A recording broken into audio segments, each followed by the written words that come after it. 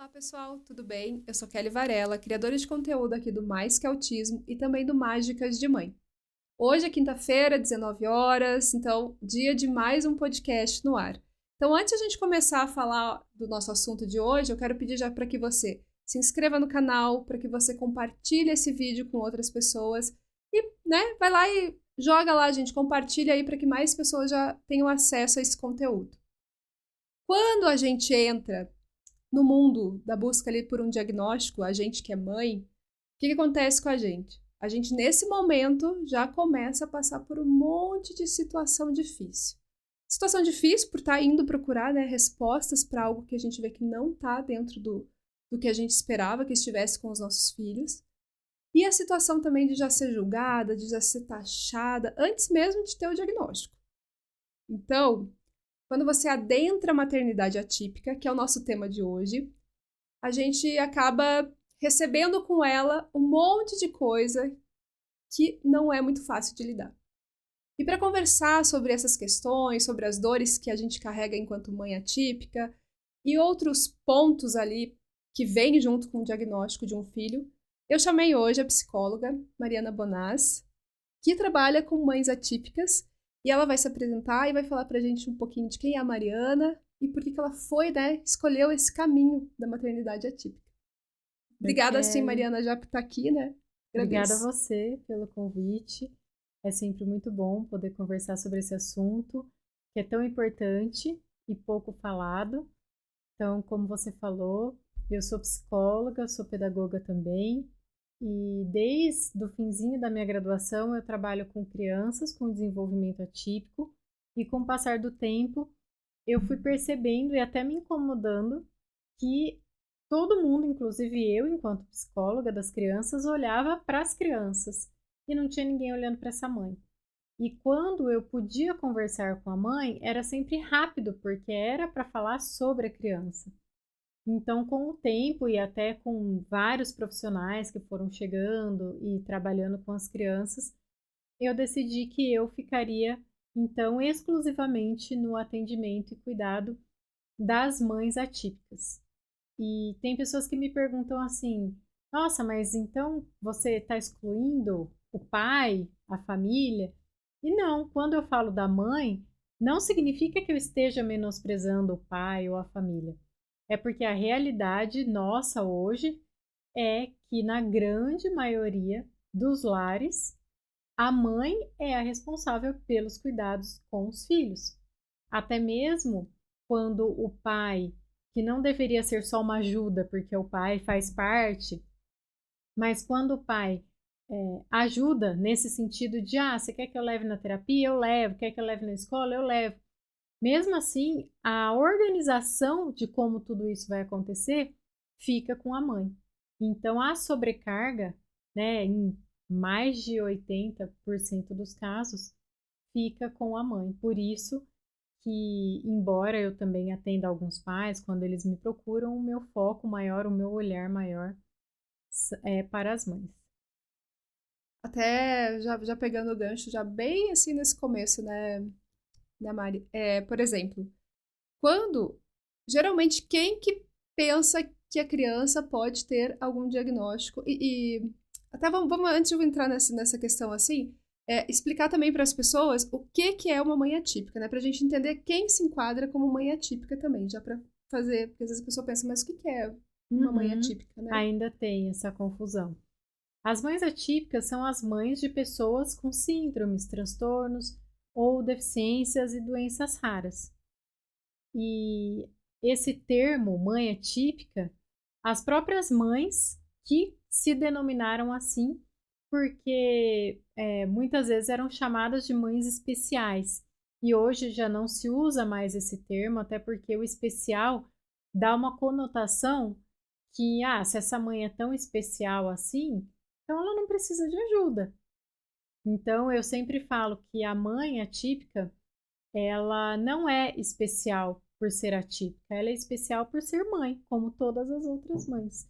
Mas quando você olha para a maternidade de modo geral, muitas vezes essas mães, elas ficam invisibilizadas. E por isso o termo mãe atípica, para que elas apareçam, para que as pessoas vejam que existe essa maternidade, que como toda maternidade é desafiadora, porém tem muito mais desafios do que até os esperados.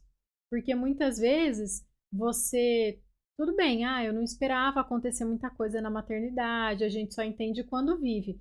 Mas hoje em dia tem muitos livros e blogs que falam de maternidade e de certa forma você vai entendendo os desafios que estão por vir. Com a maternidade atípica, esses desafios eles ficam muito encobertos. A mãe não sabe quais serão, por mais que, por exemplo, o meu filho tem diagnóstico de autismo e existem tantas crianças e pessoas com autismo. Existe, mas cada uma é única. Então você nunca tem uma resposta certinha de como as coisas acontecerão. Então eu acho que já começa ali os grandes desafios quando a gente entra na maternidade atípica, que é você notar que seu filho, né, tem algo diferente, seja ali de transtornos do neurodesenvolvimento, ou como você falou, né, uma síndrome rara, uma questão que sai do habitual ali, do comum, que a gente tá acostumado. E aí já vem pra mãe, né, como que eu lido com isso? Porque a gente tem um filho e a gente espera que nada, tipo, saia do esperado para eles. A gente faz, né, queira ou não, a gente como mãe tem planos, a gente só quer que ele seja feliz, que não encontre desafios e dificuldades na vida. Nós temos essa, quando a gente lá engravida e pensa. E aí quando vem essa possibilidade de que o meu filho possa receber um diagnóstico, ou que ele recebe lá, né, tipo, eu tenho a experiência também das questões de síndromes raras, então, assim, também é um outro mundo, assim, que você pensa, meu Deus, eu não sei nem para que caminho ir, porque... Nunca ouvi falar naquilo. Ninguém ouviu falar daquilo, e aí você fica mais perdido ainda. Mas aí você pensa, tudo aquilo que você idealizou, porque a gente tem essa questão do filho idealizado, e aí a gente tem que lidar com uma nova realidade, né? Então isso já gera muito, acho que muitos sentimentos dúbios, assim, pra mãe, né? Sim, tem muita questão cultural também.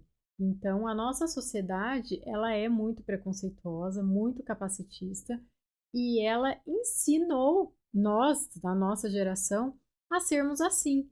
Então, essa mãe, que muitas vezes tinha preconceito com alguma pessoa com deficiência, agora ela se vê como a mãe da pessoa com deficiência. Então, o quanto é importante ela entender que tá tudo bem, ela viveu e cresceu e aprendeu a ser assim, mas então o que ela pode fazer de diferente a partir de agora? Como que ela pode ter um novo olhar para o filho e para a sociedade de modo geral? Porque realmente, quando você fala, vem, né, esse monte de coisa junto, esses desafios, essas dificuldades, que a mãe não tem a menor ideia, essa questão do filho. Quando alguém pergunta para uma grávida, você quer menino ou menina? Às vezes ela até responde a preferência, mas geralmente o que ela responde? Que venha com saúde, que né? venha com saúde. E o que a nossa sociedade faz? Ela liga a deficiência à saúde. Não necessariamente uma pessoa com deficiência é uma pessoa doente. Ela pode ter alguma comorbidade que a deixe, sim, com alguma doença, mas não necessariamente. Mas a nossa sociedade ainda olha para ela como se ela fosse uma pessoa doente. Então, essa mãe, o primeiro ponto que ela vai precisar trabalhar é o próprio preconceito. Para que ela entenda que, ok, eu pensei, eu acreditei nisso a vida toda, mas agora eu vou ressignificar tudo isso. E aí, quando você recebe as mães no seu consultório, que eu ia falar, mas a Mariana atende online, pessoal, então ela atende o pessoal do mundo todo. Então você é uma mãe atípica e tá procurando alguém que te escute, a Mariana pode te atender porque ela tá online aí. E aí, essa mãe, quando chega, a maioria, assim, vamos falar, ela chega. Quais são as dores maiores? São lá nesse período de busca de um diagnóstico, em que muitas vezes eu vejo que a gente não é validado o que a gente está sentindo, e não é validado assim, Mariana. Dentro de casa, muitas vezes pelo marido, pelo pai, ou que seja separado já, mas o pai da criança muitas vezes não aceita, diz que você tá ficando louca e tudo mais. A família mesmo, Sim. que não é o... você também era assim quando era criança, vai passar. E É uma você fala muito frequente. né, tipo, é só personalidade ou o que que você tá Uhum. procurando coisa, você tá maluca?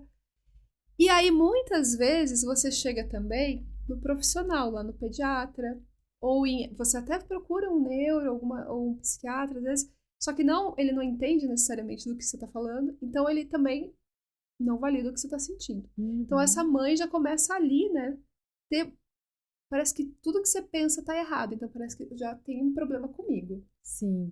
E até um sentimento de, nossa, mas só eu tô vendo isso, então realmente eu devo estar vendo coisas. Você perguntou quais as maiores dores que elas chegam. Geralmente não é nessa fase. Eu percebo que as mães, elas procuram ajuda e não que isso seja a melhor estratégia, porque não é, mas sabe quando ela percebe assim que, nossa, eu tô me afogando aqui, se eu não pedir ajuda, eu vou afogar. O ideal não é esse, claro, o ideal é vir antes disso. Mas eu entendo que tem diversas questões envolvidas, principalmente a questão de tudo que eu tenho no sentido financeiro, no sentido de tempo, eu vou dedicar ao meu filho. Uhum. Então, a hora que ela para olhar para ela, na grande maioria das vezes, é porque é uma situação assim, eu não sei mais lidar com isso aqui e eu realmente preciso de ajuda. Então, as maiores dores que elas me trazem é com relação ao diagnóstico, que as pessoas falam na aceitação do diagnóstico. Eu prefiro falar em acolher o diagnóstico. Eu penso que quando a gente fala em aceitar, dá uma conotação assim, eu tenho que aceitar, Estou me sabe? conformando, parece, com É aquilo, isso, estou né? me conformando. E aí, se eu me conformo, eu não faço nada. E não tem a ver com isso. Então, eu prefiro chamar de acolhimento do diagnóstico, Uhum. que tem até algumas fases aí que tem a ver com a questão do luto, né? Que a Elizabeth Kubler-Ross, que é uma psiquiatra já falecida, que criou, e eu adaptei, digamos assim, as fases que ela criou, observando as mães atípicas. Então, como elas passavam por essas fases, para que elas também começassem a se entender, porque tem essa questão, né, do diagnóstico, do não entender, do não querer, porque que isso foi acontecer comigo. Tem as mães que chegam falando, eu já entendi que essa que é a vida que eu vou ter, tudo bem, mas eu não consigo enxergar coisas boas na minha vida. Eu não consigo achar que eu ainda posso ser feliz. E pensar para sempre é muito tempo. Uhum. Então, ninguém vai ser para sempre triste ou para sempre feliz. A gente oscila, faz parte da nossa humanidade. E como é importante aprender a lidar com isso, até mesmo para entender que os sentimentos que a gente diz como sentimentos ruins, porque na verdade nada mais são do que sentimentos, eles também fazem parte da nossa vivência. Então, a partir do momento que a gente aprende a lidar com eles, eles vão passar? Não vão, porque se a gente tivesse o poder de pensar, tô triste, não quero mais ficar, pronto, acabou, né? Nem existiriam psicólogos. Mas quando a gente aprende a lidar com sentimentos, a próxima vez que ele vier, você já vai ter ferramentas para lidar, para que talvez não seja tão doloroso ou que não dure tanto tempo como da outra vez. E tem também, logo nesse começo, assim, esse aprender também dessa mãe, que eu acho que deve trazer uma dualidade ali também de sentimentos, né? Que é aprender a olhar porque até então eu olhava para o meu filho de uma forma, e agora parece que eu tenho um diagnóstico, eu olho para essa criança de uma forma diferente, às vezes, Uhum, né, não aceitando o diagnóstico, não é que não aceite a uhum, criança ou que. E aí então também tem esse processo de. Você falou de acolhimento do diagnóstico, mas assim, também de entender agora quem é o meu filho com esse diagnóstico, uhum. né? E E também às entender que vezes. continua sendo seu filho, porque Exatamente, de separar, né, o diagnóstico da criança também. muitas vezes a mãe fala para mim, quando eu olho para ele agora, que é isso, depois do diagnóstico, eu não consigo ver meu filho. Eu só vejo o diagnóstico dele. Então, até por que a gente fala pessoa com deficiência? Porque a pessoa vem sempre antes da deficiência, ou do transtorno, ou da síndrome, ou seja, o diagnóstico que for. E muitas vezes a mãe tem essa dificuldade de olhar para o filho enquanto criança. Então, entender que antes do diagnóstico ou depois, continua sendo a mesma criança filho dela. A gente é bem comum também, né? Às vezes você vai num grupinho assim, aí vem a criança e a primeira coisa que a mãe fala é: ah, ele é autista. Ah, ele é TDAH. Antes mesmo de falar o nome da criança, né? Uhum. Porque parece que você já tá. Também tenho isso, né? Eu preciso justificar, às vezes, o comportamento do meu filho, porque Sim. isso também. Eu não quero que ele seja julgado, ou eu não quero ser julgada pelo comportamento dele, ou pelas atitudes que tá tendo ali. Então, às vezes, a gente também esquece que é bem isso, né? Primeiro é a pessoa, e depois o que vem junto, né? Sim, sim. E é como o professor, que quando vai alguém conversar ou ele vai contar alguma coisa da sala dele, geralmente ele fala assim: ah, esse ano eu tô com 2 alunos de inclusão. Ele não tá com nenhum aluno de inclusão, ele tá com lá 25 alunos. Os alunos com deficiência ou com diagnóstico fazem parte daquela turma de 25, não é uma coisa à parte onde ela, né, precise dizer eu tô com 2 alunos de inclusão. Mas ainda, até por conta da nossa sociedade, a forma como a gente foi ensinado, tem muito isso. E o que você falou é muito real, que as mães muitas vezes têm medo do julgamento do outro. Então ela já se antecipa ou o contrário. Tem mães que têm medo de falar. Ai, será que eu devo falar do diagnóstico? Será que não? Eu sempre falo para elas assim: se faça a seguinte pergunta: essa pessoa é importante para você ou para o seu filho? Se a resposta for sim, então você deve falar para ela do diagnóstico do seu filho. Até provavelmente ela já saiba. Se a resposta for não, se é, por exemplo, você está num parquinho com seu filho, provavelmente você nunca mais vai ver aquela pessoa na vida. Você não precisa contar se você não quiser. Ah, ela vai achar isso, vai achar. Não importa. Você não vai mais encontrar com essa mãe, com essa pessoa. Por que que você vai se desgastar falando de uma coisa que muitas vezes você ainda não se sente à vontade para isso, por uma, entre aspas, obrigação, porque a pessoa nada mais do que está curiosa. Porque se ela não te conhece, se ela não vai contribuir com nada, ela só quer saber de curiosidade mesmo. E aí, Mariana, você tocou em um ponto, assim. Ah, se a pessoa é importante, então você conta. E aí a mãe vai lá e conta pra quem ela acha quem ela considera até então na vida dela. E ela conta e o que ela recebe muitas vezes? Ah, não, você tá rotulando a criança. Ah, não, é coisa da sua cabeça. Porque não tem nada disso. E a pessoa não aceita e ainda te julga por você ter ido atrás. Isso é bem comum, tá? Eu recebo muitos depoimentos disso, que a família, principalmente, que está perto, que não é um núcleo ali, mãe, pai e filhos. E aí, se vô, tio, tia, alguns amigos que são próximos, acabam julgando essa mãe. Então a gente entra no outro ponto, né? Como que ela lida também, porque aí vem muita coisa embutida. Vem a coisa de ela se sentir sozinha, de ela não se sentir validada, de ela perceber que naquele momento que ela precisava de um acolhimento, ela não teve. E aí, então, eu até me afasto, então, e até fico mais receosa de contar para outras pessoas, porque eu já fui julgada, já fui taxada.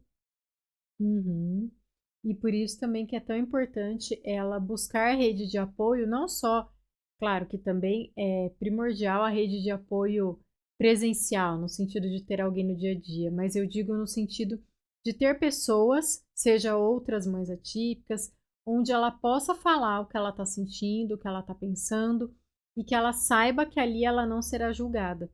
Porque isso que você falou é muito frequente. Os amigos muitas vezes se afastam, amigos que eram assim, nossa, minha melhor amiga, que tipo assim, ah, estou do seu lado para tudo. Eu contei do diagnóstico, ela nunca mais me ligou depois daquilo. Acontece muito. Ou as pessoas têm duas questões, ou elas não sabem o que responder, então elas respondem: "Ah, vai dar tudo certo. Ah, não é isso. Você vai ver que ele vai crescer, vai mudar."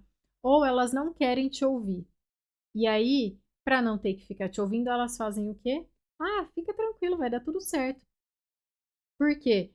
Você corta o assunto quando você responde isso, quando você fala esse tipo de coisa. Então, infelizmente, acontece muito que a mãe está naquele momento que, nossa, eu preciso conversar, eu preciso desabafar, eu preciso que alguém só me escute. Nem que seja para a pessoa falar assim, olha, eu não sei o que te dizer, mas eu tô aqui para te ouvir. Mas geralmente o que ela encontra nesse primeiro momento são pessoas falando, vai dar tudo certo, relaxa, ó, isso é coisa da sua cabeça, vai passar, ele vai crescer. Muito aquilo, né, de, o vizinho da filha da minha amiga tinha isso e hoje não tem mais.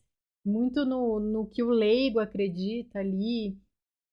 E muitas vezes não sei o que te dizer, então tô falando qualquer coisa. E aí a mãe não se sente acolhida, não sente os sentimentos validados, que é o que você falou, que é importantíssimo. Validar os sentimentos da mãe, porque não é fácil. Chega um diagnóstico, é como se alguém chegasse, colocasse assim um pano na sua frente e falasse, a partir de agora você não vai conseguir enxergar mais nada. Nós não temos conhecimento do nosso futuro, nós de modo geral. Mas quando chega um diagnóstico, a sensação é que é ainda mais difícil de imaginar esse futuro. E se ela não tem com quem conversar, se ela não tem com quem desabafar, ela vai engolindo esse sentimento. E quando a gente não põe para fora, a gente acaba implodindo esses sentimentos. Nossa, é bem forte, assim, né? Tudo que você tá falando, assim. Porque eu também noto muito que a gente vê muitas mães atípicas, e é comprovado, né? Eu não vou saber os números agora, mas se a gente for buscar, a gente vai ver isso. Mães abandonadas depois que recebem o diagnóstico pelos O Instituto pais. Baresi, eles fizeram um estudo onde parece que 78% das mães e dos filhos são abandonados pelos pais quando chega algum diagnóstico. Então, é muito alto, né? A gente sabe que existe a maternidade solo, já na maternidade de uma forma geral, mas na maternidade atípica a gente vê muito, muito mais presente isso. E aí também tem isso de as pessoas, muitas vezes, isso que você colocou, ela não quer saber. Ela não quer. Ela não quer se envolver, porque eu querer saber e eu me envolver vai exigir muito de mim. Sim. E eu não quero embarcar nessa com você. Então, eu vejo muito isso, assim, que às vezes quem diz... Tem gente que diz com boa intenção mesmo, tipo, não sabe o que dizer, e aí eu vou te dizer... não quis ser indelicado nem nada, só que eu não sabia o que falar, né? Mas tem muita gente que eu não quero me envolver, então assim, ó, esse problema é teu. Então, é isso. E essa mãe se sente abandonada também, né? Por esses laços, sejam de família, sejam de amizade. Então, a gente nota que as famílias atípicas, elas tendem a ficar mais sozinhas, assim, de uma forma geral. E você acaba encontrando acolhimento em quem? Em outras famílias atípicas. Sim. Tem uma questão também, que é quando você olha para a deficiência enquanto, entre aspas, problema da pessoa, é isso que você falou. O problema é seu, tá aí, você que resolve. Quando a gente olha para a deficiência como uma questão da sociedade, muda tudo. Então, assim, a gente tem, num primeiro momento, historicamente, o modelo médico, que era o quê? Vamos olhar para a doença, a deficiência, seja lá o que for, e fazer o que com isso? Buscar a cura, porque o médico, o que ele aprendeu? Que ele tem que curar, seja o que for. E aí não olha para a questão ambiental, não olha para a questão do social, olha apenas para o modelo médico, que ainda é muito frequente na nossa sociedade. Depois começou a aparecer o modelo social, que é um modelo mais voltado para isso. A pessoa com deficiência, ela não é uma questão, entre aspas, só dela, e sim da sociedade. Então, olha para a deficiência como assim, a questão física é a lesão que ela tem. Por exemplo, uma paralisia cerebral tem ali uma lesão no cérebro, ok. Mas a deficiência, ela só vai aparecer se a pessoa, por exemplo, cadeirante, chegar num ambiente e não conseguir circular naquele ambiente livremente. Aí a deficiência vai aparecer. Se tiver tudo adaptado para ela, ela vai conseguir circular e utilizar aquele espaço como qualquer pessoa. Então a deficiência não aparece não aparece nesse sentido de que foi tudo pensado para ela também. Então a gente tira do sujeito e mostra que a deficiência não é uma questão unicamente da pessoa, é uma questão da sociedade. E que todos nós temos que olhar para isso de alguma forma. E se, por exemplo, eu penso assim, a calçada da frente da minha casa. Vou reformar. Tudo bem que a calçada é pública, mas geralmente quem cuida da calçada é o dono da casa, né? Então, eu vou reformar minha casa, vou fazer uma calçada, então, lisinha. Eu vou olhar para a calçada do vizinho para ver se vai ter algum desnível ou não com a calçada dele, para ver como que eu posso fazer isso. Parece tão pouco. É só ali um pedacinho da rua minha calçada. Mas se eu faço isso, se o meu vizinho faz isso, se todo mundo faz isso, a gente tem calçadas onde as pessoas, não só com cadeira de roda, mas com baixa mobilidade, com um carrinho de bebê, conseguem transitar naquela calçada. Então é isso, é cada um olhar para o que pode ser feito. E é um processo ainda bem longo, né? Bem longo, Bem a gente longo. ainda está no comecinho. Porque eu ainda vejo que as pessoas não têm esse... Se você não está vivendo aquilo, raramente você vai encontrar alguém que esteja preocupado em fazer as adaptações, em pensar no que o outro precisa para que ele possa realmente estar ali de igual para igual, né? Então, acho que é um processo... Estamos no caminho, mas é um processo ainda. Muita conscientização ainda. Sim, sim.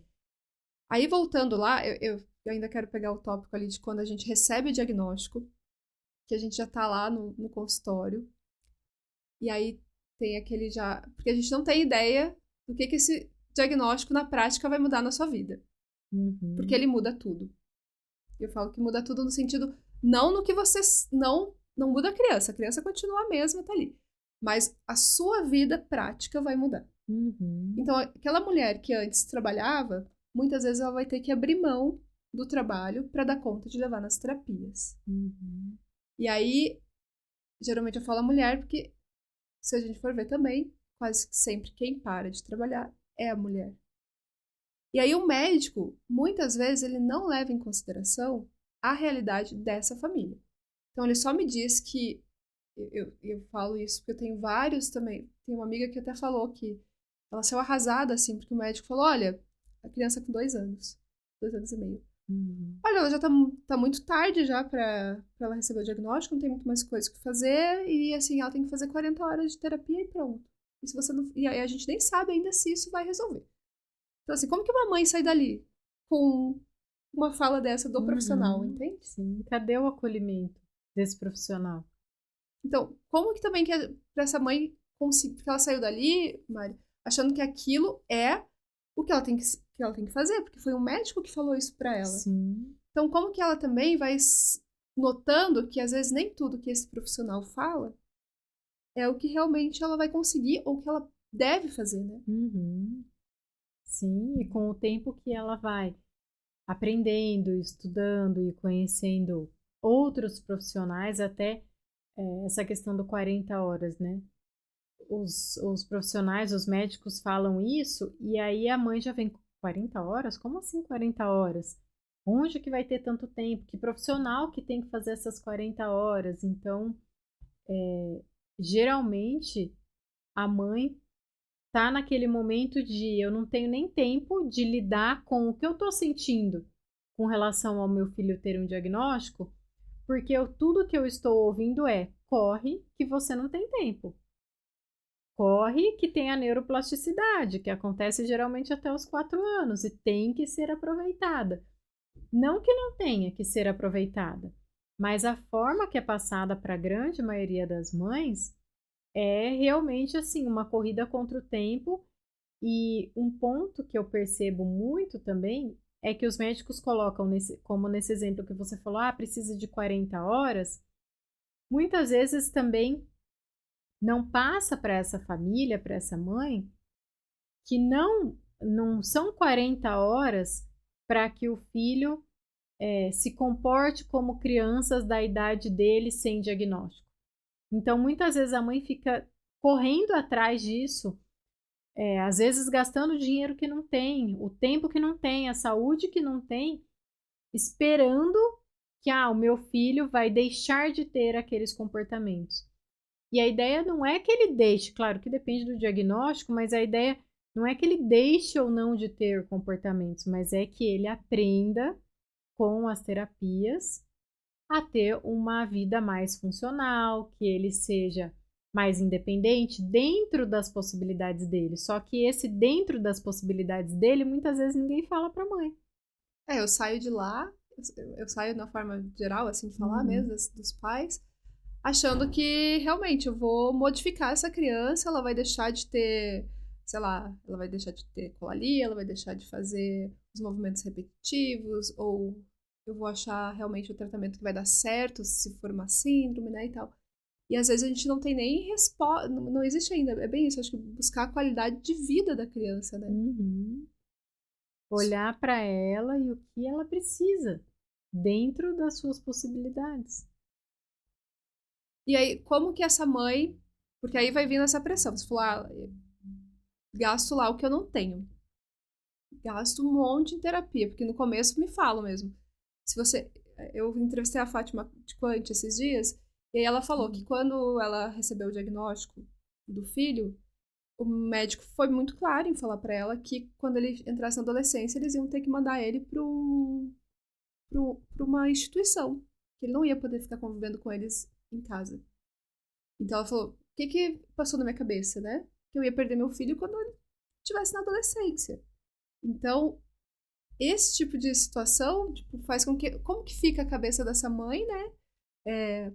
Para lidar, eu tenho que fazer de tudo. Então, eu vou gastar o que eu tenho e o que eu não tenho. Porque se eu não fizer isso, a culpa vai vir o sentimento de culpa. Não vem o sentimento de culpa e várias coisas? Sim, e vem o sentimento de culpa não só da mãe que se culpa, como das pessoas que estão em volta também. Porque tudo que acontece com o filho, a culpa é da mãe. Então, até a sociedade, tudo a culpa é da mãe. E como se já não bastasse a própria mãe se culpar, porque aí ela também pensa: nossa, eu achei que meu filho fosse se desenvolver de tal forma e não está se desenvolvendo, a culpa é minha. Muitas vezes ela demora para entender que não tem a ver com culpa e muito menos culpa dela, porque ela não tem culpa de nada. Que é uma questão do desenvolvimento do filho. Um outro ponto muito frequente é: será que o meu filho está fazendo o melhor tratamento que ele pode? Será que eu estou dando esse melhor tratamento? E aí tem alguns pontos. Primeiro é o que hoje é o melhor tratamento, porque por mais que existam estudos, por exemplo, no caso do autismo, que fala da análise do comportamento aplicada, que é o ABA, ok, mas e o profissional que está aplicando? Ele também tem que ser bom, senão, né, não dá em nada. E aí a mãe se pergunta muito isso. E eu sempre falo para ela, o primeiro ponto é o que é possível de você fazer. Porque não adianta, por exemplo, a mãe pensar assim: nossa, tem um tratamento excelente para o meu filho na China. Se ela não vai conseguir levar o filho para a China, ela só vai ficar remoendo isso e se culpando e se angustiando com uma coisa que está fora da possibilidade dela. Então, é importante ela olhar para isso também. Dentro das nossas possibilidades, seja financeira, emocional, né, de logística e tudo mais, o que eu estou oferecendo ao meu filho? É tudo que eu posso? É. Então, é isso que eu vou me lembrar quando a culpa vir, porque eu estou fazendo o melhor pelo meu filho. E você nota que elas têm realmente muito essa culpa, as mães que você atende assim, e que muitas vezes também elas abrem mão, porque eu vejo que tem um período que você acaba realmente abrindo mão, você nem lembra que você existe. Começa aí, na verdade. Você só pensa na rotina de terapia, que você tem que, né, todo o dinheiro que entra é para aquela questão do filho, então essa mãe já não, esse negócio de se cuidar, de pensar nela, não existe, né? E você pensa também assim, existe isso você observa que as mães quando começam a pensar nisso, ou quando você fala, você tem que se cuidar, elas, não, eu não posso, porque eu tenho que pensar só no meu filho, né? A culpa parece que já não deixa também elas olharem para elas, né? Sim, e até o próprio iniciar a terapia está muito ligado a isso, porque já é um autocuidado você iniciar a terapia, seja individual, seja em grupo. Então, muitas vezes ela começa, claro que podem ter muitas outras questões, mas tem esse ponto de, será que eu tenho direito de estar aqui, de ter esse tempo para mim, de nesse momento, porque o que é muito, muito frequente. Por exemplo, eu vou iniciar uma terapia em grupo. Eu sempre faço assim algumas perguntas para a mãe por formulário mesmo, e eu coloco lá o que você espera do grupo, né? O que você espera que tenha de conversas no grupo. Muitas mães escrevem assim: que eu aprenda mais sobre o diagnóstico do meu filho, que eu aprenda mais sobre estimular o meu filho. E aí, quando chega lá no primeiro dia e eu falo para elas: aqui a gente vai falar sobre você e não sobre seu filho. Tudo bem, seu filho faz parte, ele vai aparecer em alguns momentos, com certeza, mas o olhar é para você. Elas ficam perdidas. Como assim olhar para mim? Como assim eu tô aqui para falar de mim e não para falar do meu filho? E não para aprender a estimular mais ou para aprender mais sobre o diagnóstico dele? Então é um processo que elas também aprendem no caminho, porque vem a culpa. É isso que você falou. Eu não tenho esse direito. Como que eu vou parar para olhar para mim até com um sentimento assim de se eu me cuido, então eu descuido do meu filho? Não, se você se cuida, na verdade você vai cuidar ainda melhor dele. Mas eu entendo que isso é uma construção, que não é simples eu falando assim que pronto, ela aprendeu, entendeu e mudou na cabeça dela. É um processo. Até porque para essa mãe conseguir parar para se cuidar, para dizer agora eu vou olhar um pouquinho para mim, porque eu já tô fazendo, eu sei o que eu tô fazendo pelo meu filho, eu tô fazendo o melhor por ele. Mas para eu parar e me cuidar, muitas vezes ela vai ter que ter um apoio, uma rede de apoio. E aí Sim, muitas não têm. muitas não têm. E eu penso até que é por isso que eu tenho feito meu trabalho, na grande maioria, online. Porque Uhum. isso possibilita da mãe participar de rodas de conversas, palestras, terapia em grupo ou terapia individual, que antes não seria possível. Porque elas estarão ali muitas vezes em momento que o filho está dormindo, mas ela está na casa, então o filho está dormindo. Se o filho acorda, ela pode ir lá pegar o filho, eu vou ter que dar comida, vou ter que fazer uma medicação, tá tudo bem, faz parte. Se fosse uma terapia em grupo, por exemplo, presencial, a grande maioria não teria possibilidade de participar. Por isso, não tem rede de apoio, não tem quem fique com o filho. Ou às vezes até tem, por exemplo, meu marido está em casa à noite, só que se meu filho acorda, ele não sabe o que fazer. Se chega a medicação, o horário de medicação, ele não sabe passar a medicação. Ele não sabe alimentar muitas vezes, se essa criança precisa de uma alimentação interal por sonda, muitas vezes é só a mãe que sabe fazer. Aí também tem um outro ponto de será que a mãe está deixando que os outros façam? Porque aí a sociedade também vem e fala, viu, isso é obrigação sua. E ela se sente assim. Ela sente que, eu tenho que dar conta de tudo. Não, você não tem que dar conta de tudo. Então também tem esse processo da mãe de entender que, por exemplo, o marido faz parte da família e que ele também deve fazer parte dos cuidados com os filhos. Tem casos que as mães me relatavam que, assim, por exemplo, o marido pedia, eu quero dar banho, porque é um momento importante pro marido, pro homem também, pro vínculo entre pai e filho. E ela começou a perceber que é ela que não deixava o marido dar banho no filho, e não que ele não tinha essa disponibilidade. Por conta desse sentimento de que, eu tenho que dar conta de tudo o tempo todo. E a partir do momento que ela começou a ter clareza disso, ela começou a se libertar de então falar para o marido: então vem aqui agora, eu vou te ensinar. Porque também tem isso, ninguém vai fazer tão bem quanto eu faço. Eu acredito que não mesmo, mas do mesmo jeito que um dia você também não soube fazer e precisou aprender, as outras pessoas também poderão aprender, né? E eu vejo vários pontos assim, né? Um deles é que. Então eu vejo vários pontos assim que é. Uma vez eu fui para um seminário em São Paulo, e aí peguei o Uber, e aí falei que tava indo viajar e que as crianças tinham ficado com o marido, assim.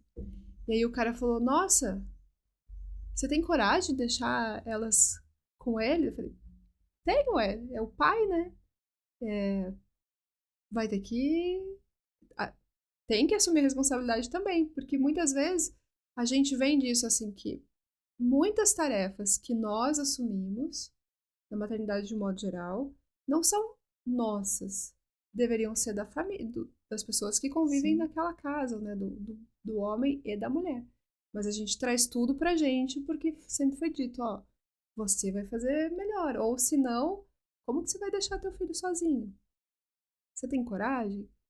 Principalmente se essa mulher deixa de trabalhar. Porque aí passa uma sensação assim: você já está em casa o dia inteiro mesmo, você não está fazendo nada. Então, o que custa fazer? Como se os cuidados fossem tranquilos, fáceis, como se não tivessem desafios, como se não fosse cansativo. E é o que eu falei lá no começo. Uma coisa é o pai falar assim: ah, eu levo na terapia. Beleza, ele acorda, pega o filho, leva para terapia. Outra coisa é a mãe que acorda, pensa: como que vai ser o dia hoje? Será que meu filho vai precisar de uma troca de roupa? Será que ele vai comer fora de casa? Se ele for comer, que tipo de comida ele vai precisar? Será que ele vai chegar no fim do dia ou será que ele vem na hora do almoço? Então, todo esse planejamento não é só levantar, pegar o filho e levar na terapia. E na grande maioria das vezes, esse planejamento do arrumar a mochila, o que vai ter na mochila, como que vai ser, é da mãe. E é um cansaço mental muito grande, que não é dormindo que se resolve, porque eu brinco que quando a gente dorme, temos uma boa noite de sono, a gente descansa o corpo bem, mas o emocional nem sempre. É a sobrecarga materna que a gente chama, né? Uhum. Que a gente pensa, a gente tá ali pensando o dia inteiro em coisas básicas, né? Ah, quem que comprou o remédio, que horas, onde que é a terapia, que horas que tem que levar no médico, a vacina e um monte de coisa que vem embutido ali, mas que ninguém vê. Na prática, só vê a criança entrando na terapia com o pai. Então, Sim. nossa, ele te ajuda E um é o monte. paizão que leva para terapia. E a gente não tá desmerecendo, né, o pai que faz isso. Sim, Que bom que tem, mas vai muito além só disso, né? Ontem, exatamente. eu só queria. Ontem você fez um relato lá de uma. Da mulher do Uber que estava trabalhando com. E levou o filho, né? Uhum. Então, assim, pra ela estar trabalhando. E E. era tarde, né? Era quase 10 horas da noite a hora que eu pedi o Uber. Até para quem não sabe do que É, ele que eu tá, achei bem tá legal essa história. do que ele tá falando, eu vim para Curitiba para podermos gravar o podcast e eu peguei um Uber lá em Bauru, que é onde eu moro, da minha casa até a rodoviária e era quase 10 horas, era umas 9h30 mais ou menos, que era o horário para eu poder ir, que o ônibus sairia às 10 da noite. E quando o Uber chegou na minha casa, era uma mulher com uma criança. E assim, me chamou a atenção, primeiro porque nunca tinha acontecido.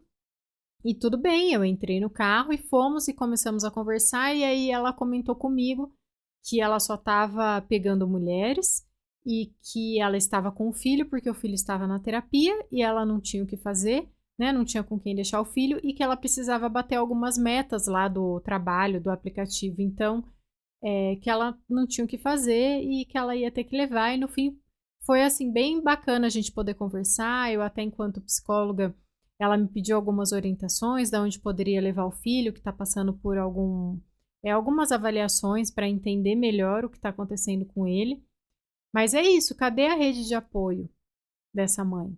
Quem que estava esperando ou não em casa para ela não poder deixar o filho, ela não ter com quem deixar o filho e ter que levar o filho no Uber, aquele horário.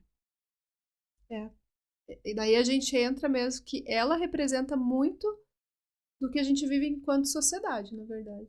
que Uhum. realmente as mães acabam não encontrando essa rede de apoio ou essa empatia, às vezes até de alguém dizer, olha, não, eu, eu te ajudo, né? Tipo, de alguma forma, assim. E então vai muito. Não é. Esse exemplo mostra muita coisa além, assim, que a gente nem Uhum. consegue. Tipo, vai além. Sim. Mariana, quando. Voltando aqui também uma outra questãozinha, assim, ó. Vem a questão financeira, que começa a impactar na vida também dessas mulheres, dessa família. Uhum.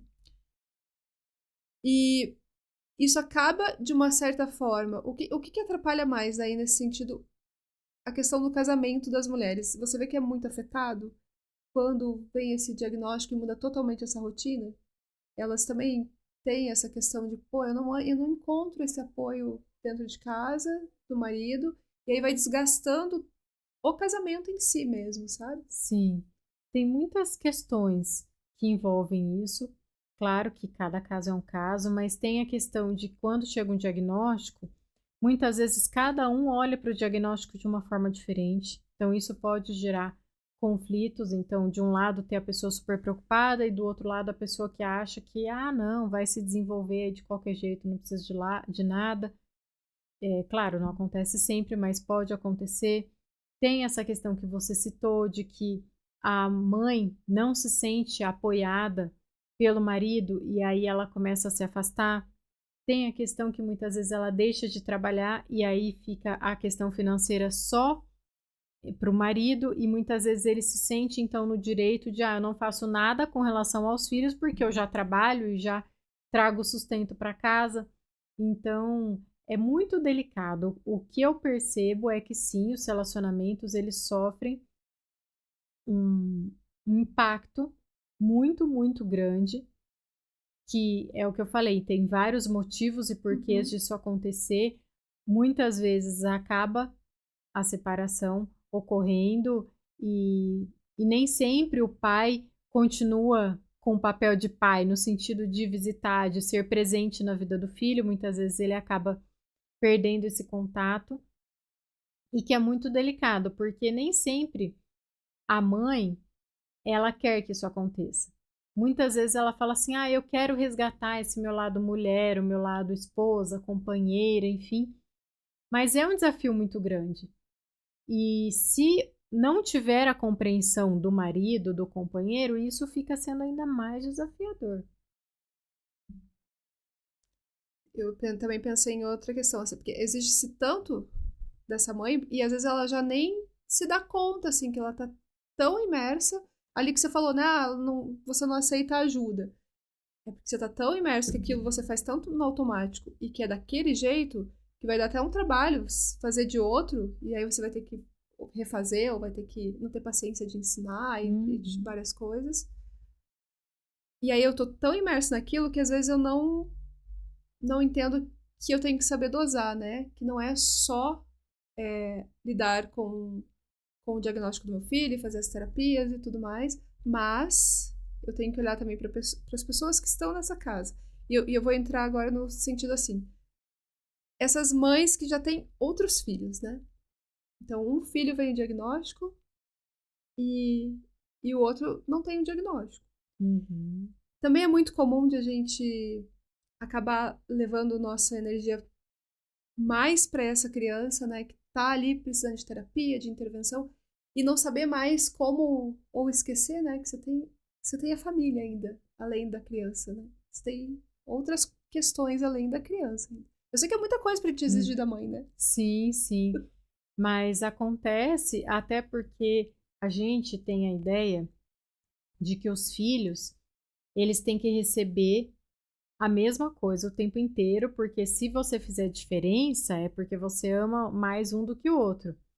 E o que é importante as mães, os pais ensinarem os filhos é que cada um tem uma necessidade diferente e que, portanto, as coisas também serão de acordo com a necessidade de cada um. Então, um exemplo simples: um filho está precisando de um tênis. A mãe vai lá, a mãe ou o pai compra o tênis para um e compra um tênis para o outro. Ah, mas o outro não estava precisando de tênis. Ah, mas é para não dar confusão, já comprei um tênis para cada um. E aí você acaba mostrando para o seu filho como se fosse realmente isso. Ó, os dois vão sempre receber a mesma coisa. Quando chega um diagnóstico, começa terapias e tudo mais, e a criança com diagnóstico, ela acaba tendo muito mais atenção. Não tem jeito. E aí o outro filho vai entender como que me amam menos do que ao meu irmão, porque não era sempre tudo igual para nós dois. Então, se desde pequeno você ensina seu filho que cada um tem uma necessidade diferente, já é um ponto importante. Vai resolver? Não, não vai, porque o irmão, ele ainda vai sentir isso de, eu sou deixado de lado, é sempre tudo mais para o meu irmão. Um outro ponto também, aquela noção de importância muda muito. Então, por exemplo, o que é um 10 numa prova para uma criança que não conseguia andar e começou a andar? Então, dá uma sensação de que o andar é muito mais importante. Mas o 10 na prova para uma criança que, por exemplo, tinha muita dificuldade em matemática, estudou e se esforçou e tirou 10, também é muito valorosa. Então, é importante que a mãe, ela também olhe para essas pequenas conquistas do irmão que não tem diagnóstico, para mostrar para ele que ela também olha para isso e ela também se importa com isso. Um outro ponto é a mãe falar, claro que depende da idade do filho, né, de uma forma que ele compreenda, que ela sente falta de ficar com ele, que ela gostaria de ficar mais com ele. Filho, vamos fazer alguma coisa junto? Vamos organizar, já que não dá para sair assim, vamos organizar um dia para a gente tomar um sorvete, ir ao cinema. Por quê? Muitas vezes a mãe tem o medo mesmo de assim, como que eu vou falar para o meu filho que eu também sinto falta dele? Mas ele precisa ouvir, porque senão não vai ser óbvio para ele como é para você. É óbvio que eu amo meu filho, é óbvio que eu sinto falta dele para ele, não é óbvio. Então fazer isso, sabe? Ter esse jogo de conversa mesmo e de, ok, você não vai ter, claro, isso você não vai falar pro seu filho, mas assim, o filho sem diagnóstico provavelmente não vai ter a mesma atenção do outro? Não, porque o outro vai precisar de mais atenção. Mas se ele entende que o que ele faz também é importante, que mais atenção não significa mais amor, ele vai crescer até assim, gerando menos possíveis traumas, até a questão de crescer amando o irmão com diagnóstico e querendo cuidar do irmão. Um erro muito grande, a mãe que fala, você nasceu para cuidar do seu irmão. Que bom que tem você para quando eu não estiver mais aqui, cuidar do seu irmão. Claro, eu entendo que um dos maiores medos da mãe é quem vai cuidar do filho quando ela não estiver mais aqui. Mas ela jogar, entre aspas, essa sobrecarga no irmão é muito pesado. Então, então como que esse irmão vai aprender a cuidar do irmão com diagnóstico? Pelo exemplo da mãe.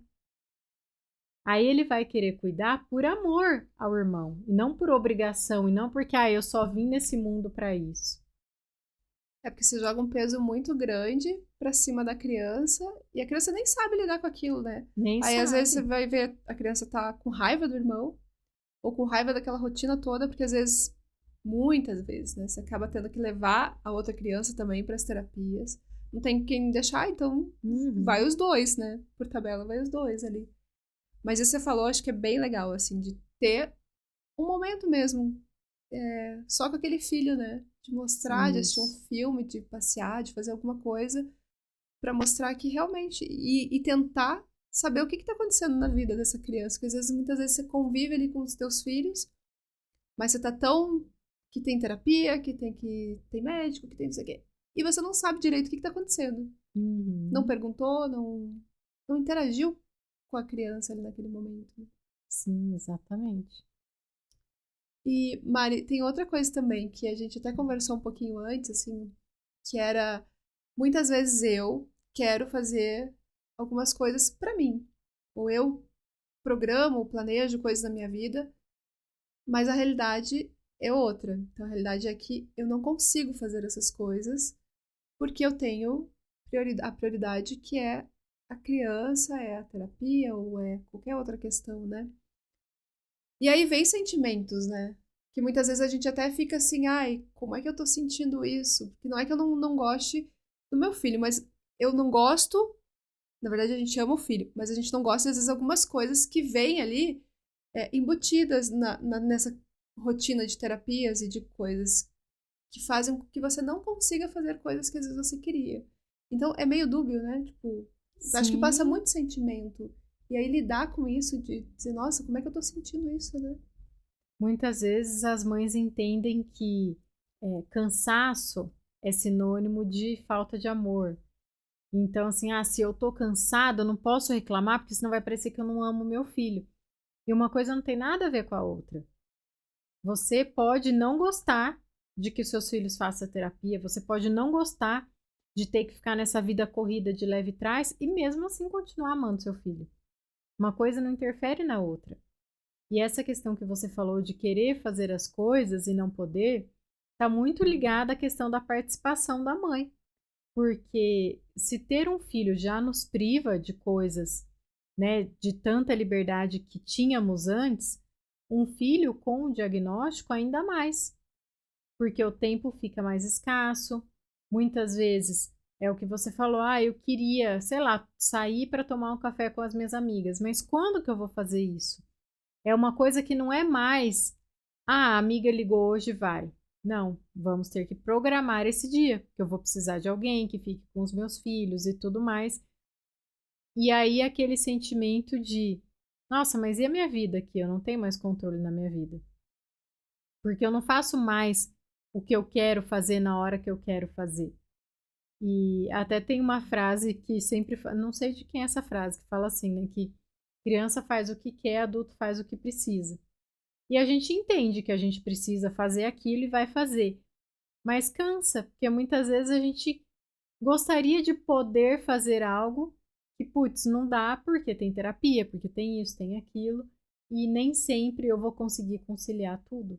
E aí o eu, mulher, né, o meu papel de mulher, o meu papel de esposa, de amiga, de prima ou profissional, tantos outros papéis que essa pessoa tem acabam ficando adormecidos perto do papel de mãe. E as mães entram te relatam muito disso, assim, tipo, ai, Mariana, eu tô sentindo uma coisa que eu não sei como lidar, né? Como que a gente transforma isso de. Como que a gente transforma esses sentimentos, assim, de dúbios mesmo? Pra que aquilo pare de ser só fazer mal, né? Tipo, qual o caminho pra tomar? Se a gente fosse dar um conselho, assim, né? O primeiro ponto é você ter clareza do que você está sentindo e por quê. E essa clareza, ela não é simples, fácil, até por isso que a terapia é importante, porque muitas vezes a gente não consegue fazer isso sozinho. E muitas vezes a gente não consegue admitir nem para nós mesmas sobre o que a gente está sentindo e pensando. E esse é o primeiro ponto. Porque se a gente não tem clareza do que a gente está sentindo, do que a gente está pensando, ou a forma como a gente se comporta, a gente não tem como mudar essa situação. E é o que eu falei, o que a gente sente, a gente não muda, a gente não consegue mudar. Mas o que a gente pensa, a forma como vem esses pensamentos, conforme a gente vai aprendendo estratégias, a gente vai conseguindo mudar. Porque a gente não aprendeu a questionar o que a gente pensa. Então, muitas vezes a gente pensa e a gente interpreta aquilo ali como uma verdade absoluta. A gente não para pensar assim, nossa, mas faz sentido isso aqui que eu tô pensando? Porque se não faz, por que que não faz sentido? Ou isso que eu tô sentindo, por que que eu tô sentindo isso? O que que tá por trás disso tudo que eu tô sentindo? Então, essas coisas nos ajudam e nos auxiliam a ter mais clareza. E quanto mais clareza eu tenho sobre o que eu tô sentindo, sobre o que eu tô pensando, esses sentimentos dúbios, eles vão desaparecendo. Ali quando você falou também, né? É, que você coloca pro irmão, você. Que bom que teu irmão vai ter. Que você tá aqui pra cuidar do seu irmão e tudo mais. E aí traz essa frase que realmente eu acho que faz muito sentido, acho que na vida de qualquer mãe, né? Que é quem vai cuidar do meu filho quando eu não estiver aqui? Uhum. E aí, engatando com isso, assim, quais são os medos, assim, que você mais nota na maternidade atípica? O Né? maior, Além desse de quem vai cuidar do meu filho? o maior de todos é esse. Quem vai cuidar do meu filho? E um medo de modo geral com relação ao futuro. Então, não só em como vai ser quando eu não estiver mais aqui, mas como o meu filho vai ser no futuro. O quanto será que ele terá desenvolvido ou não? Será que ele vai ser dependente? O quanto? Então, são questionamentos que estão muito ligados à nossa falta de controle, porque a gente não tem o menor controle sobre o que vai acontecer lá na frente. Mas a gente tem controle sobre o que está acontecendo agora, que é o único tempo que a gente consegue fazer alguma coisa é no presente. O passado foi, a gente não tem como mudar. O futuro, a gente nunca vive o futuro, porque quando ele chega é o hoje. Então, você pensar o que eu posso fazer hoje com relação ao que está me angustiando no futuro. Tem alguma coisa? Então, por exemplo, eu posso guardar dinheiro para se algum dia eu faltar, alguém poder cuidar dele. Então, beleza, começa a guardar dinheiro. Eu não tenho muito, guarda o que você tiver. Ou então, o que eu poderia estar fazendo? Eu poderia, sei lá, falar para alguém que se eu morrer eu gostaria que a fulana cuidasse. Então, pensa no que você pode fazer e faça o que é possível, claro. E toda vez que vier esse pensamento, essa angústia, você se lembrar que você já fez o que é possível. Porque é uma angústia e é um pensamento que ele não vai ter uma resolução. Ele vai sempre ter alguma questão a ser levantada. E se você ficar pensando nisso o tempo inteiro, você vai viver angustiada. E essas angústias também a gente vê muito, claro. Daí entra várias questões, né? Vê as questões do medo, que vai te gerando uma ansiedade, acho que até uma questão de depressão e tudo mais. Uhum. Mas outras questões também trazem depressão para essa mãe, né? E aí a gente acaba vendo muitas mães atípicas que às vezes não aguentam mais, né? Que chegam ao extremo e não tem essa ajuda. Então a gente também para falar assim, para elas perceberem quando tá chegando ali no eu tô no meu limite, eu preciso de ajuda. Então quem que eu Uhum. tenho que procurar, né? Porque eu não tô sabendo lidar mais com a situação. E às vezes eu não sei quem procurar, porque assim, a minha rede de pessoas próximas não me escuta. Eu não tenho essa rede de apoio que você falou. Uhum. Mas eu também não quero continuar assim, né, mãe? Sim, e enquanto você falava isso, eu fiquei pensando que muitas vezes, quando a pessoa, por exemplo, comete suicídio, as pessoas falam: nossa, se eu soubesse que ela estava assim, eu teria ajudado. Mas, na grande maioria dos casos, a pessoa ela pede ajuda. Ela vai dando sinais, Ela né? vai dando sinais. Não é assim, nossa, do nada aconteceu. E é o que você falou, muitas vezes ela pede ajuda, ninguém quer ouvir. A pessoa fala: vai dar tudo certo, e corta. Então, E a gente tem uma questão na sociedade também, ainda, que vê questões como depressão, como ansiedade, como frescura, como sim, uma coisa de exagero. exagero, de querer chamar atenção. Então, parece que só é visto quando já uma coisa ruim aconteceu ou que essa mãe já foi para Quando tá no muito grave. hospital e tudo mais, né? Sim. E para essa mãe que está vivenciando isso, eu penso que ela pode procurar ajuda. Se ela não tem ali uma rede de apoio presencial, ela pode procurar uma rede de apoio virtual, mesmo que, mas não é uma terapia em grupo, por exemplo. Tudo bem, pode não ser terapia, mas só o fato de você falar com alguém já é terapêutico. Uma outra coisa que ela pode fazer, se na cidade dela, supondo que essa mãe, por exemplo, não tenha condições financeiras de custear uma terapia, na cidade dela, ela pode ver se tem faculdades que tenham psicologia, que eles têm o serviço de clínica, que ou é gratuito ou é por um valor social baixo. Tem psicólogos que atendem também com valor social, que tem, por exemplo, no meu caso, eu tenho algumas vagas para isso, que hoje já estão preenchidas e eu tenho a lista de espera. mas que eu atendo por um valor mais acessível para poder auxiliar essas mães. E tem também lugares, muitas vezes associações e ONGs que fazem esse acolhimento. Então, procurar a rede virtual vai possibilitar essa mãe de encontrar muitas vezes a física também. Porque pode ser que na cidade dela tenha uma associação e que ela não saiba. Então, para que ela tenha caminhos, que ela possa procurar caminhos, porque é isso, muitas vezes, mas eu falei com a minha amiga, eu pedi ajuda e ela nem se importou, então aonde que eu vou procurar? Então ela pode olhar para essas que eu citei aqui. É um caminho, eu digo que você não pode desistir de você mesma, na verdade. Porque você já comentou lá no começo, né? Se essa mãe estiver bem cuidada, se essa mãe tiver. Se ela estiver feliz, eu acho que é essa palavra, assim, porque a gente tem o direito de ser feliz. Parece que a gente às vezes esquece que a gente tem o direito de se divertir, que a gente tem o direito de tudo. A nossa criança, o nosso filho, ele vai estar vendo isso. Ele também quer ter uma mãe feliz, ele também Sim. quer ter uma mãe. Outro dia eu até comentei isso, que meus filhos falaram, nossa, mãe, você sempre tá com a cara fechada. E eu nem tinha me tocado que eu sempre tava com a cara fechada, sabe? Porque eu tô sempre pensando que eu tenho que fazer alguma coisa. Ou que é tudo muito rápido. E eu tenho muita coisa pra fazer. Não, agora eu tenho isso, tenho aquilo. Eu tô sempre tensa. Eu pensei, nossa, eles também não querem ver essa mãe o tempo todo de cara fechada. Ou, né? Às vezes eu nem tô brava, mas eu tô lá, né? Tensa. Então, eles notam isso. E pra eles, se a gente estiver bem, eles vão estar felizes, vão estar melhores também. Com certeza. Né, Mari? Então, acho que também deixar isso, assim, que você tem o direito de ser feliz, você tem o direito de procurar. E que às vezes naquele momento você talvez não consiga realmente parar pra, sei lá, fazer exercício, pra cuidar de você.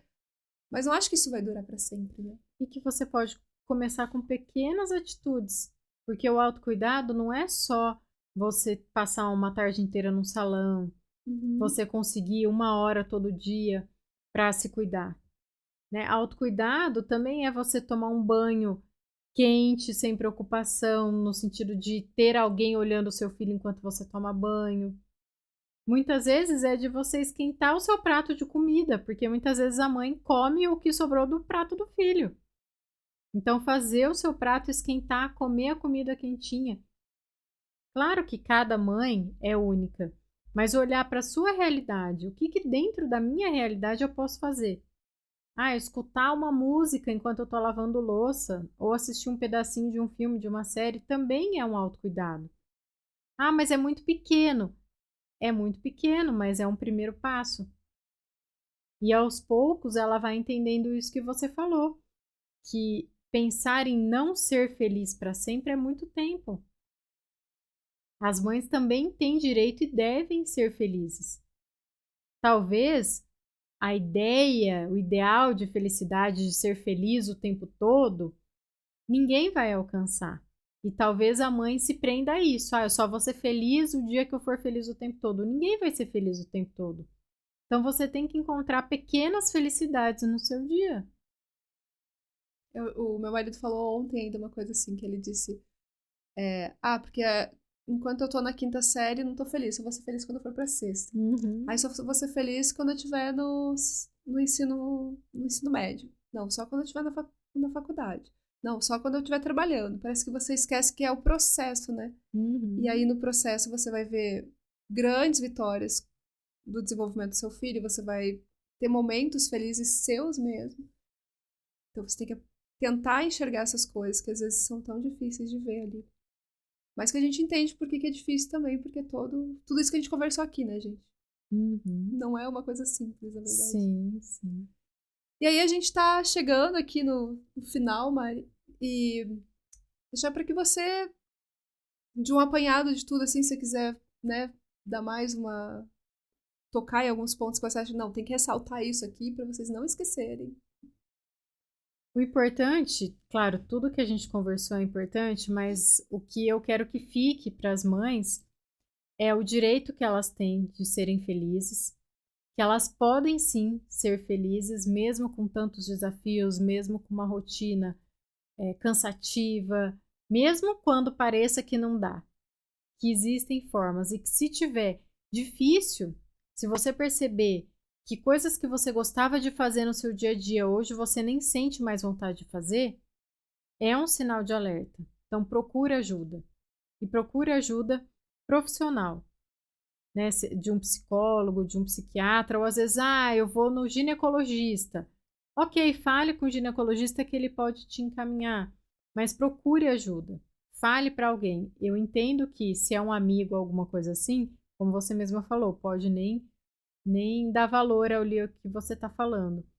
Mas então busque alguém que possa de fato ouvir você, nem que seja para a pessoa falar, olha, eu não consigo te ajudar, mas eu vou te ajudar a achar alguém que possa. Porque é realmente muito desafiador, mas é possível ter olhares diferentes para aquela situação. É isso que a gente acredita, gente. E pode, viu? Eu sempre falo, quando eu me vejo lá 5 anos atrás, era uma mãe com uma outra perspectiva de que as coisas poderiam ser melhores, assim. Aí eu falo, gente, hoje eu consigo fazer exercício. Mas não foi assim, cheguei e hoje eu faço exercício. Hoje eu consigo ter esse tempo para sentar e comer minha comida. Lá atrás eu não conseguia, mas é um processinho, às vezes 5 minutos no dia. Daqui a pouco é 10, e assim você vai. E ter autoconhecimento, né? O que não tá te fazendo bem. Acho que é um caminho bem importante. Sim, com certeza. Então, agradecer mesmo. Que bom que deu certo você vir aqui hoje. Eu fiquei bem feliz. E a gente vai deixar todas as redes sociais aqui embaixo. Todos os contatos certinho. E é isso, né, gente? Precisamos de profissionais assim, mano, que se importem com a gente, com as mães. Obrigada pelo convite. Muito bom participar, muito bom falar sobre esse assunto e levar sobre esse assunto para mais pessoas. Então, também estou bem feliz de estar aqui e de ter dado certo. Obrigada. E, gente, agradecer para quem ficou aqui com a gente até o final. Pedir para que vocês compartilhem com outras pessoas. Muitas mães estão precisando ouvir o que a gente conversou aqui. Muitas mães, às vezes, vocês nem sabem que estão lá sofrendo, sozinhas, e que precisam só dessa palavra para que elas consigam, né, ver que tem um caminho a seguir. Tá bom? Então, se inscreve aqui no canal. Toda quinta-feira, às 19 horas, a gente tem um episódio novo. Obrigada, pessoal, e até a próxima.